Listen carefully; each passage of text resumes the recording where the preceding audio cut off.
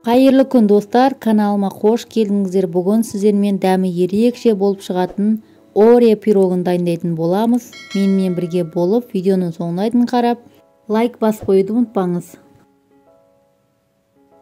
Ең алдымен ыдысымызға жұмсақ сары майды өлшеп саламыз. Үстінен құмшекер және бір жұмыртқа салып, жақсылап араластырамыз.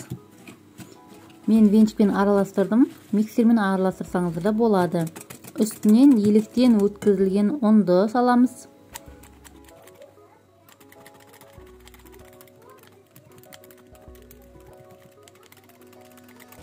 Електен өткізген ұнның үстінен 1,5 шай қасық қопсытқыш және 3-4 ас қасық какао қосамыз.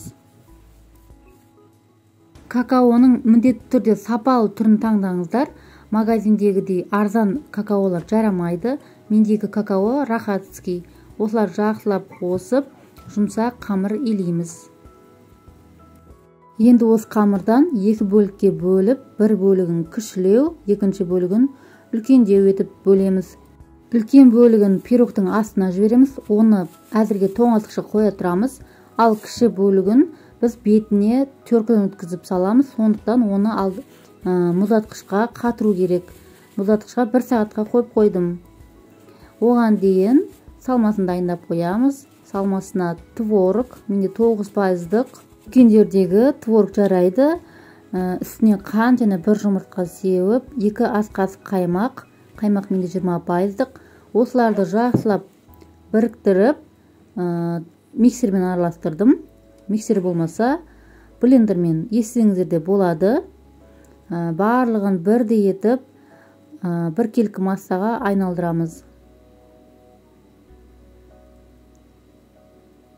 Мінекей осындай жұмсақ әдемі масса шықты.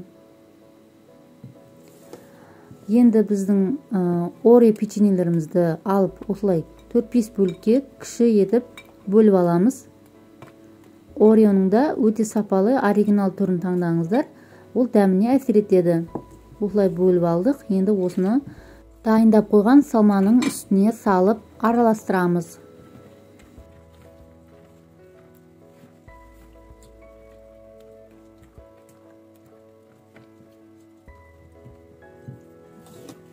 Ал енді пирогты жинаймыз. Алдымен табамызға астына пергамент төсеп, жан-жағын майлап дайындап қойдым. Осы форманың үстінен жаңағы үлкен бөлік қамырымызды алып, жақсылап осылай қолмен жайып шығамыз. Жан-жағына кішкене бортиктер жасаймыз. Кішкене жабысқандықтан мен ұн қосып, ұн себелеп отырып жасадым. Мендегі форманың размері 24 см. Жан-жағындағы бортиктерін осылай пышақтың көмегімен бір тегіс етіп тегістеп аламыз. Пирог піскен кезде әдемі болып көрініп тұру үшін жасадым. Үстіне осылай шаншықмен бір-бір шаншып, жаңағы дайындап қойған салмамызды үстінен салып бір келке етіп жайып шығамыз.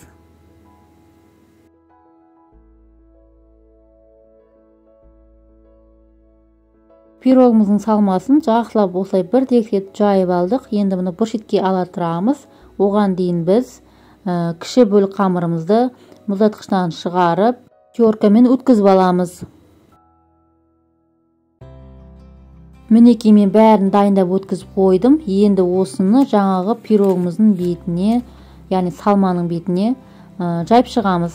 Бір келке етіп, бір жері үлкен, бір жері қалың, бір жері жұқа болмас үшін бірдей етіп жайып аламыз.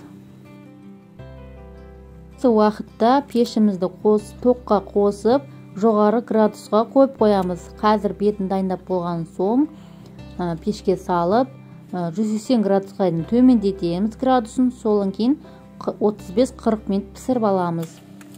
Мінекей менің пирогым дайын. Пісіп болған соң 15-20 минут пештің үстінде суытамыз. Одан кейін барып сыртқа шығарып, 1 сағаттай суытып, одан кейін кесіп жей беруге болады. Дәмі ерекше болып шығатын осы пирогты сіз де дайындап көріңіз. Мен ылғи осы пирогты тапсырысқа дайындап, көптеген клиенттің көңілінен шыққан пирог. Сіздермен де рецептісін бөлістім. Дайындап, үй ішіңізді, бала-шағаңызды қуантыңыз, немесе мен сияқты тапсырысқа жасасаңыз да болады. Ал сіздерге менің рецептім ұнайды деген сенімдемін. Видео ұнаса лайк басып пікір қалдыруды ұмытпаңыз. Жанындағы тұрған қоңырауша белгісінің все деген бөлімін таңдап, каналымдағы жаңа видеоларды алғашқы болып көре аласыз.